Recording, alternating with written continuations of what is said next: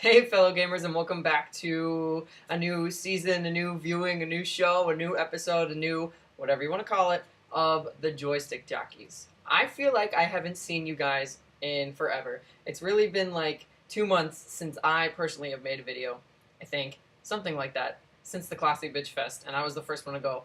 So it really feels like I haven't seen you guys in such a long time. Give me a hug. Oh, I moved you. I didn't want to move you. Okay.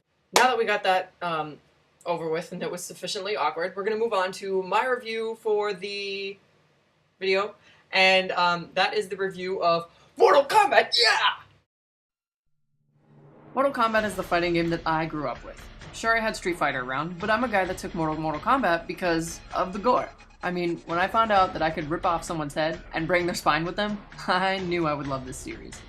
This fantastic series has been around since 1992 when the first Mortal Kombat came out in the arcades. Once it was a huge hit in the arcades, it started spreading to all types of consoles, and then it all started. Mortal Kombat 2 was released in the arcades and consoles in 1993, only 1 year later from its original, and it was an even bigger hit, which, this one also happens to be my favorite of the lot, which makes me happier. Time kept going, and we kept seeing some more Mortal Kombat games come around. Mortal Kombat 3 in 1995, which brought Ultimate Mortal Kombat 3, and another one of my favorites, Mortal Kombat Trilogy. Then, Mortal Kombat 4, also known as Mortal Kombat Gold on Dreamcast, which I still happen to own. Others came about, and then the spawns of those games also came out through time. Deadly Alliance, Deception, Armageddon, DC Universe, and now, finally, Mortal Kombat.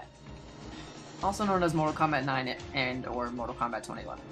So, let's get started.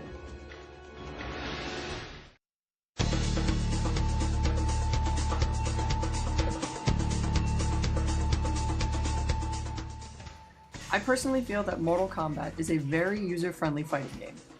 The game doesn't move too fast, and it doesn't move too slow either. The input for your combos don't need to be at the speed of light like you've been playing video games every single day of your damn life. So, if you're not the biggest loser in the world and you don't sit in front of your TV screen with the controller in your hand all the time, you're gonna do pretty well here. There's a handful of combos unique to every character, along with their special moves, throws, air throws, X-rays, and fatalities. Not only are there fatalities, but they also brought back some of my favorite things ever, babalities.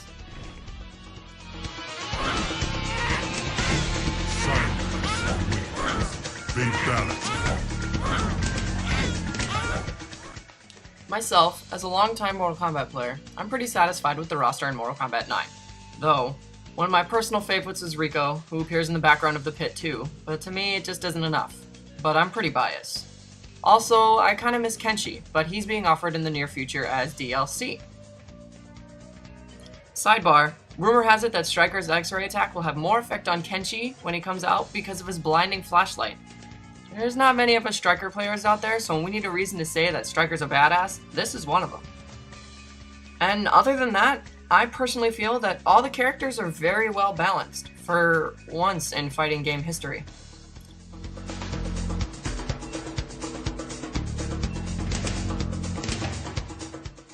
So, let's talk for a minute. Am I satisfied? Yes. Can I find any negatives? No, not really. There's no more brutalities, and there's also no more friendships, which I liked a lot. They brought the Crypt back, which also comes with the complimentary Crypt monster that actually scares the shit out of me every single time he pops up, because I'm a baby. The non-online gameplay is great, and can keep you occupied for days at a time. The story mode is great for catching players up to date with character history, and forces you to get to know the good guys of the characters, which works for me because of the characters that I particularly use. I beat the story mode in one sitting, and I've known a lot of people that have had trouble with the story mode or struggle with the story mode, so they're like going through it in a couple of sittings. I beat it in one sitting, and now I'm trying to go through it on a harder difficulty level, which sucks. The challenge tower is 300 fights of like sheer bullshit. For example, there's a fight where you have to use a character probably you're not good with and fight 3 Goros. No. Really? Why? I personally don't have the attention span for that, but there are some people out there, like our fellow joystick jockey Fox, who can complete the whole entire thing. So, kudos to you, not so much for me. I'd rather play online. Online play is great. Ladder matches, tag matches, King of the Hill, and actually following up after Marvel vs. Capcom 3, when you're playing King of the Hill, you can actually watch the matches instead of watching your player cards in Marvel vs. Capcom 3, which is great because sometimes I don't feel like fighting, and I would rather watch a fight instead of actually fight myself. So I like that. And I just want to add, any tier list that comes out for Mortal Kombat 9 can be balled up, burnt, and thrown away. I personally hate tier lists, and I hope one doesn't come out for Mortal Kombat 9.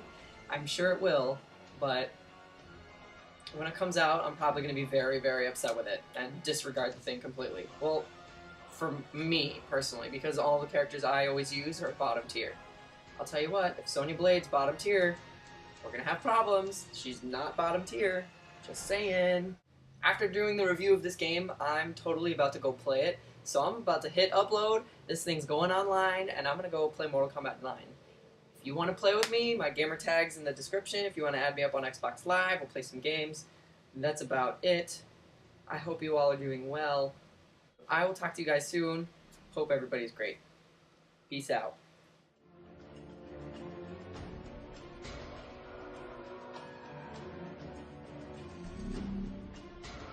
I almost forgot. I don't know why I would almost forget this because this is like my own idea, but I guess whatever. So my winner of Gannon Challenge #1 is Toltendo, which I'm sure he saw that coming, and I hope I said your YouTube username right. I may have butchered it, and you may want to change your username again. Sorry. This user guessed that it was from Resident Evil 5, and it was from Mercenaries mode, and let's be honest, if you know my obsession for Resident Evil 5, you shouldn't be surprised. In fact, that song is actually my ringtone on my phone. Yeah, it's a pretty bad obsession. I still play it all the time. But that's okay, whatever. You can judge me all you want, that's fine. Anyway, here is Gannon Challenge #2. Same thing you do, as always, listen to the soundtrack, guess what it's from, blah, blah, blah, put it in the comments below. Here it is.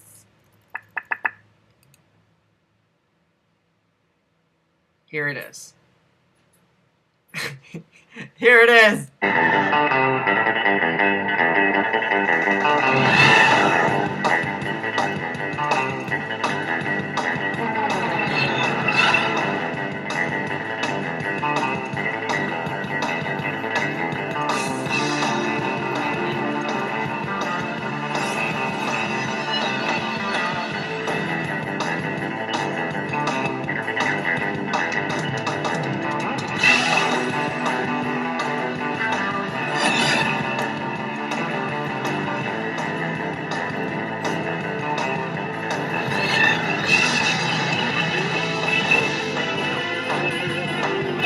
Okay, that's all you get. That was like 30 seconds. God, listening to that just brought back so many memories and flashbacks and so many good nostalgic references of my life. The word that I use there is nostalgic. That should give you a hint on where the game comes from. Obviously, it's not present day. And that's all I'm gonna give you. So yeah, enjoy the challenge. Hopefully some of you decide to go seek out what game it's from. Some of you will probably just automatically know what it's from because it was a pretty popular game. So, enjoy my challenge. Happy hunting, and first one to get the answer wins. Peace!